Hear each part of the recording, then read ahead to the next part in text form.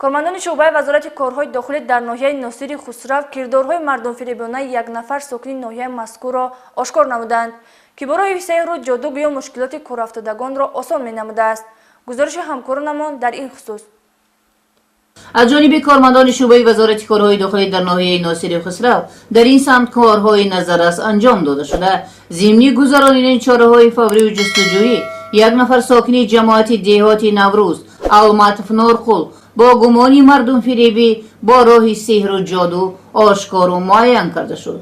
اکثریت مزاجان این مرد قلاب بانوان بوده به قول خودی و برای تبابت از دردسر فرزنددار شدن بیماری های زنانه به نزد او میآیند. تا حال معین نیست که چقدر از این زنان از تبابت های این مرد قلاب شفا یافته باشند و یا چند نفر دیگر از او ناراضی بوده انگشت حیرت میگزند. از جانب کارمندان میلیتیا نسبت المطف نورخل مطابق ماده 482 کودکس حقوق ایرانکنی ماموری جمهوری تاجیکستان پروتکل ماموری ترتیب داده شده به مقامات های دخلدار ارسال کرده شد.